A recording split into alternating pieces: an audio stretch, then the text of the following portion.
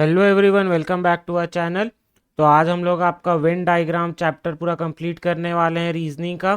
ठीक है, तो शुरू करने से पहले हम आपको पहले ही बता देते हैं, जैसा आप लोग को ऑलरेडी पता है कि ये पीडीएफ आपको कहाँ मिलेगा। तो ये पीडीएफ आपको मिलेगा डिस्क्रिप्शन में, हमारा ऐप है, डाउनलोड कर लीजिए। वहीं पे हम लोग का पूरा कोर्स अवेलेबल है, वो कोर्स को आप परचेज कर सकते हैं। सारा सारा lectures along with 5000 plus practice questions आप लोगों को वहाँ पर मिलने वाला है। ठीक है, तो हम लोग बेसिक बेसिक चीज़ चलेंगे। हम लोग का मेन पर्पस क्या होता है, मेन हम लोग का स्टडी करने का तरीका क्या होता है। तो हम लोग का स्टडी करने का मेन तरीका है कि आपको कंसेप्ट समझा देना है, और स्पेसिफिकली मैथ्स रीजनिंग में। ठीक है, मैथ्स और रीजनिंग में कंसेप्ट आपको हम लोग समझा देंगे। सारा टाइप्स का सवाल आपको यहाँ पर मिल जाएगा, लेकिन मेनली फोकस आपको करना होगा खुद से और अपना प्रैक्टिस के ऊपर। ठीक है, प्रैक्टिस का क्वेश्चंस हम लोग आपको सीयूईटी लेवल का प्रोवाइड करवा चुके हैं। 5000 प्लस क्वेश्चंस है। More and more practice, more and more practice and more and more practice. ठीक है, हम लोग बाकी इंस्टीट्यूट्स जैसा नहीं करते हैं कि आपको सारा ऑनलाइन ही 10 घंटा 15 घंटा का लेक्चर्स मिल जा रहा है। मेनली आपको आधा से 1 घंटा का जो कंसेप्ट लेक्चर है वो मिलेगा। आप उसके बाद फिर खुद क्वेश्चंस प्रैक्टिस करेंगे, और उसके बाद हम लोग आपके साथ लाइव क्वेश्चंस प्रैक्टिस करेंगे, ताकि आप जो भी रिमेनिंग डाउट हो वो क्लियर हो जाए। ठीक है, चलिए। तो वेन डायग्राम क्या होता है? वेन डायग्राम आता है आपका नॉन वर्बल रीजनिंग में। ठीक है, अब देखिए वेन डायग्राम का मेन फोकस क्या होता है कि इंटीग्रल पार्ट होता है एग्जामिनेशन का। चलिए, ये सब बेसिक बेसिक चीज़ है, ये सब हम लोग को उतना नहीं पढ़ना है, थ्योरी।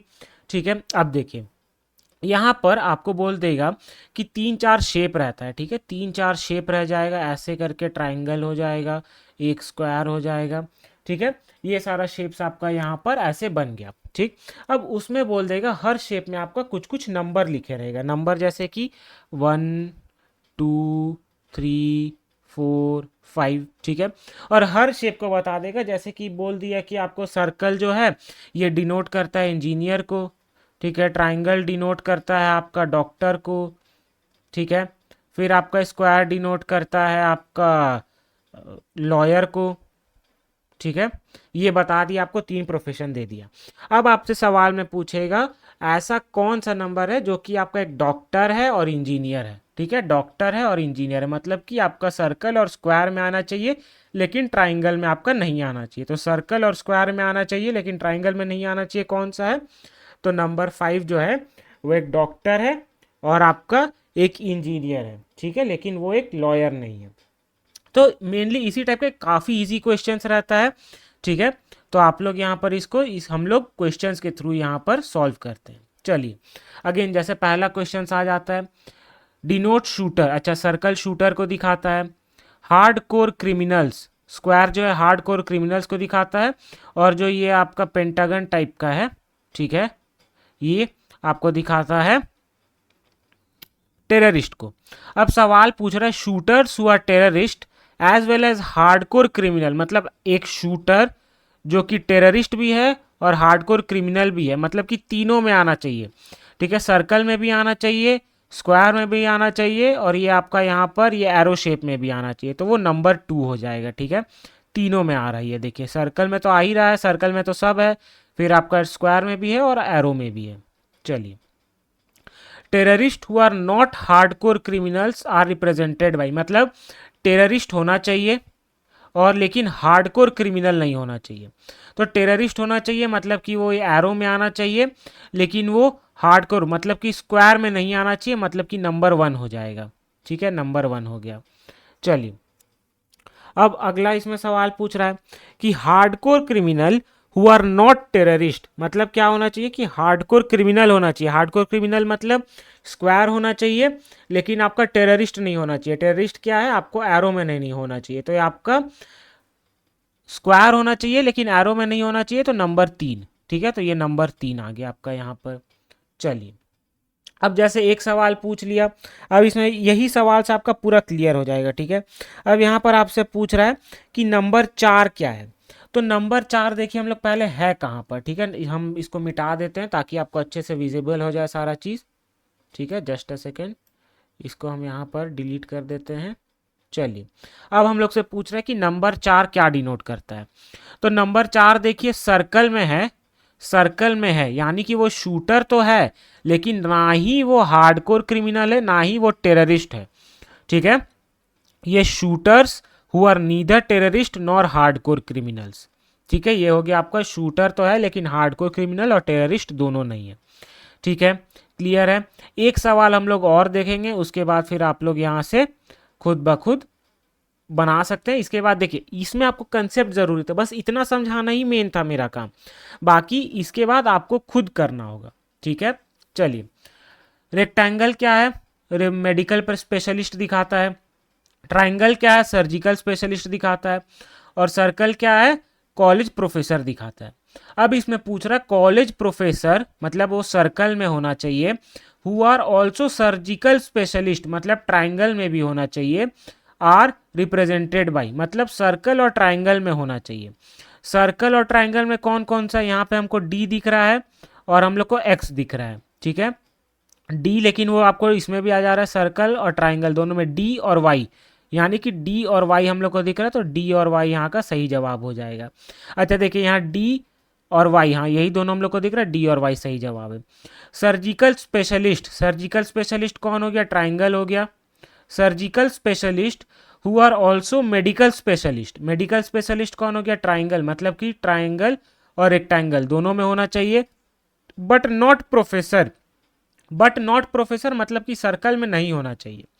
अब देखिए, ट्राइंगल में होना चाहिए और रेक्टेंगल में होना चाहिए। ट्राइंगल और रेक्टेंगल में कौन कौन सा है, वाई है, जेड है। ठीक है, वाई है और जेड है, लेकिन वाई जो है आपका सर्कल में भी आ रहा है, तो सही जवाब हो जाएगा आपका जेड। बस आपको यही करना है, कंप्लीट कंप्लीट कॉमन सेंस के ऊपर ये आपका क्वेश्चंस बेस्ड होता है। आपको इसमें बिल्कुल ज़्यादा दिमाग नहीं लगाना है, बस जैसा जैसा जो आपको फिगर दिख रहा है उसमें से डिड्यूस कर करके आपको यहाँ पर निकालते जाना है। ठीक है, चलिए एक सवाल इसी का और देख लेते हैं, फिर हम आपको होमवर्क दे देंगे और आप लोग यहाँ से कंटिन्यू कर सकते हैं। जाके हमारे ऐप पर आप लोग इसका प्रैक्टिस सेट लगा लीजिए, 10 क्वेश्चन।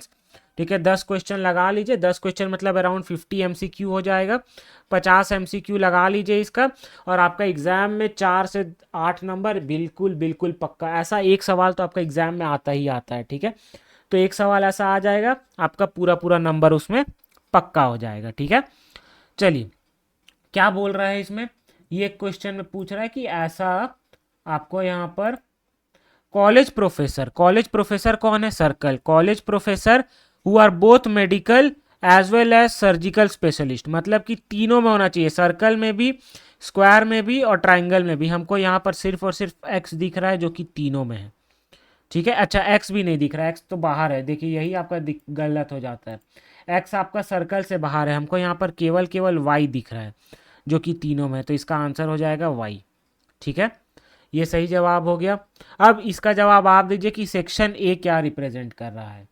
ठीक है, ये जो ए है ये क्या रिप्रेजेंट कर रहा है, ए कौन सा हो गया, ये वाला, ए क्या रिप्रेजेंट कर रहा है, ये आपका हो गया होमवर्क। ठीक है, इसे नीचे आप कमेंट करिए कि ए ऑप्शन नंबर कौन सा यहाँ पर रिप्रेजेंट कर रहा है। ठीक है, चलिए इसी के साथ हम लोग ये सेशन थोड़ा एंड कर लेते हैं। ठीक है, और आपका एक आध तो क्वेश्चन हम लोग देख लेते हैं, वही आपका बस चेंज हो जाएगा यहाँ पर, जो जो चीज़ आपका, जैसे देखिए थोड़ा एडवांस लेवल हो गया, थोड़ा एडवांस लेवल, कंफ्यूजिंग लेवल हो गया। ठीक है, चलिए एक तो हम लोग ये वाला कंप्लीट कर लेते हैं, वेन डायग्राम वाला, 4 फिगर दिया हुआ है। ठीक है, चलिए अब हम लोग जैसे उठाते हैं, अब इसमें क्या बोल दिया कि आर्किटेक्ट, ह्यूमन बीइंग और काऊ। देखिए आर्किटेक्ट, ह्यूमन बीइंग और काऊ, तो इसका मतलब क्या हो गया, देखिए आर्किटेक्ट जो होता है, आर्किटेक्ट जो होता है वो हमेशा ह्यूमन बीइंग के अंदर ही आएगा। ठीक है, और काऊ जो है हम लोग की अलग रहेगी। ठीक है, आर्किटेक्ट जो है वो ह्यूमन बीइंग के अंदर ही रहेगा, क्योंकि आर्किटेक्ट जो होता है वो ह्यूमन बीइंग से ही बनता है, और लेकिन काऊ ना ही ह्यूमन होती है ना ही आर्किटेक्ट होती है, तो वो अलग रहेगा। तो हम लोग का ऐसा कोई सा ढूंढना पड़ेगा। देखिए ये वाला जो है यही हम लोग का यहाँ पर आर्किटेक्ट, ह्यूमन बीइंग और काऊ, यही वाला रिलेशनशिप आ रहा है। अब देखिए मेन कैसे हो गया, मेन, उसके बाद आ गया आपका मेल पीएचडी स्टूडेंट्स और यूनिवर्सिटी स्टूडेंट्स। देखिए ये यूनिवर्सिटी स्टूडेंट्स हो गए पूरा, इसी के अंडर आ जाता है आपका मेन। ठीक है, मेन आपका यहाँ पे हो जाएगा, क्योंकि कुछ मेन आपका यूनिवर्सिटी स्टूडेंट्स होंगे, कुछ नहीं होंगे। ठीक है, सारे जरूरी तो नहीं सारे मर्द आपके यूनिवर्सिटी में पढ़े, तो कुछ मेन आपके जो है यूनिवर्सिटी में पढ़ेंगे, कुछ नहीं पढ़ेंगे। अब यूनिवर्सिटी के अंदर ही आपका पीएचडी स्टूडेंट्स होगा, ठीक है, और जो मेल पीएचडी स्टूडेंट्स है वो सारे इसी के अंडर आ जाएंगे, ठीक है, मेल पीएचडी स्टूडेंट्स सारे सारे इसी के अंदर यहाँ पर आ जाएंगे, ठीक है। तो इस प्रकार का हमको यहाँ पर कुछ खोजना होगा।